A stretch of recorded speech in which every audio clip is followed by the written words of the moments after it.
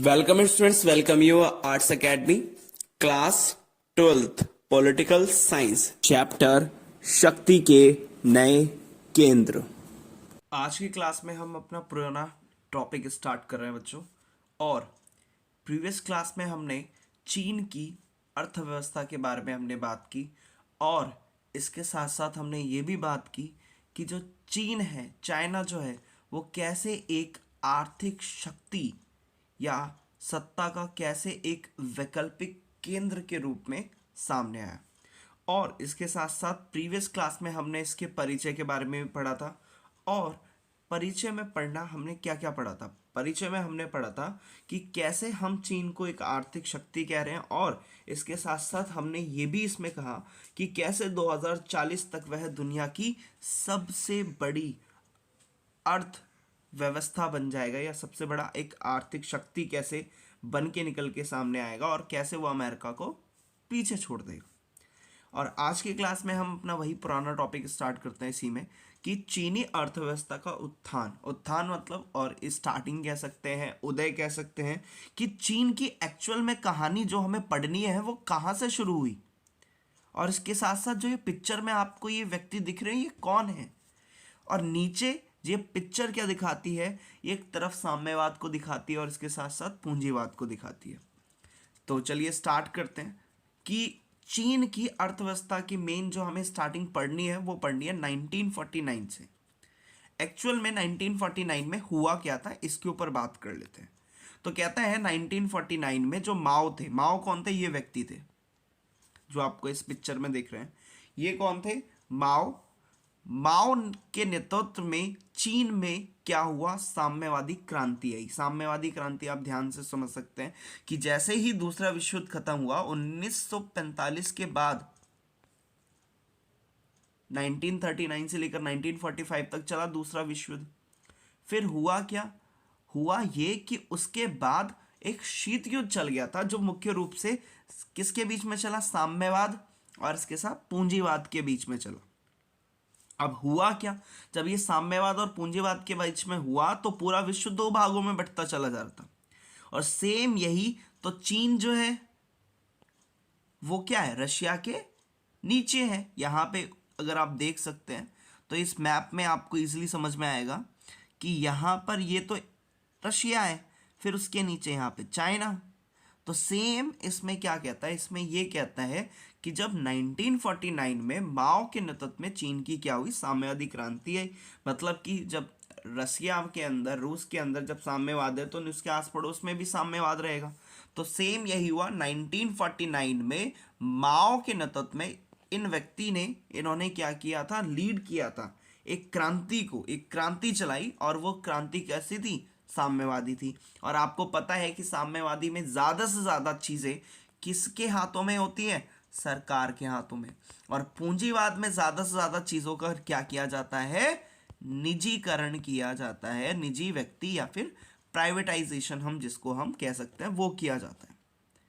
तो सबसे फर्स्ट इसमें यही है कि 1949 में माओ के नेतृत्व में क्या हुआ? एक साम्यवादी क्रांति आई। कब आई? 1949 में।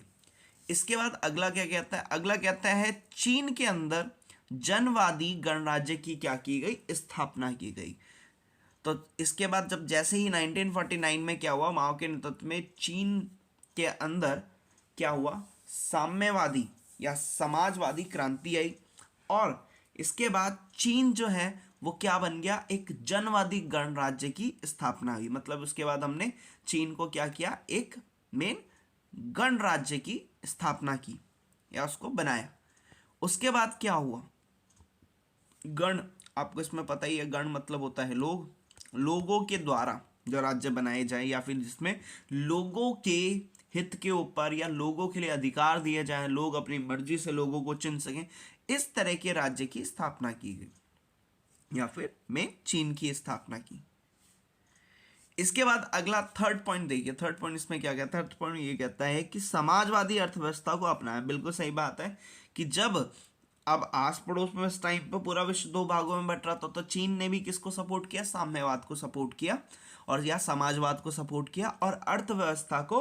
और उसी की तरह मतलब कि अगर वो साम्यवादी या समाजवादी उन्होंने व्यवस्था ली है तो उसी की तरह उन्होंने क्या किया, काम भी करना शुरू किया। और इसके साथ साथ समाजवादी अर्थव्यवस्था की स्थापना हुई चीन के अंदर।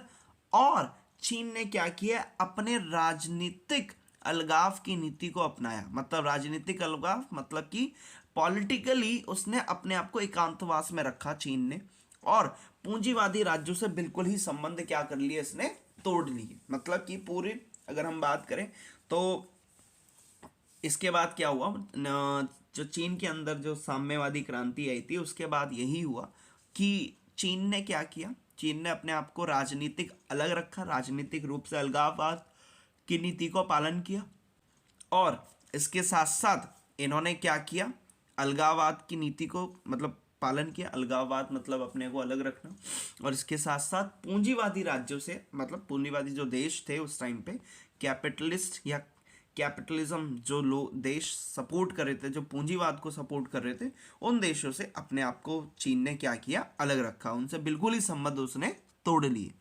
इसके बाद अगला क्या आता है, थोड़े समय तक सोवियत संघ ने मदद भी की, किसकी की, चीन की। और इसके साथ साथ सलाह भी दी। अब लेकिन आर्थिक विकास के लिए इसने क्या किया, अपने ही संसाधनों पर यह हमेशा निर्भर रहा। मतलब कि अब क्या हुआ, चीन ने जब बाहर से सारे इंपोर्ट क्या किया, बंद कर रखा था। इसके साथ साथ तो चीन को क्या करना पड़ा, चीन को अपने ही जो उसके संसाधन थे उसकी वजह से वो सारा का सारा उनको ही इस्तेमाल करना पड़ा। और इससे चीन ने कई सारी समस्याओं का भी सामना किया। तो होपफुली आपको समझ में आ रहा होगा। स्टार्टिंग से बात करते हैं, बहुत ही इजी है। 1949 में माओ के नेतृत्व में चीन में क्या हुई, साम्यवादी क्रांति आई।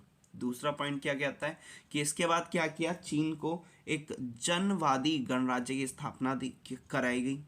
इसके बाद अगला कहता है कि समाजवादी अर्थव्यवस्था को अपनाया।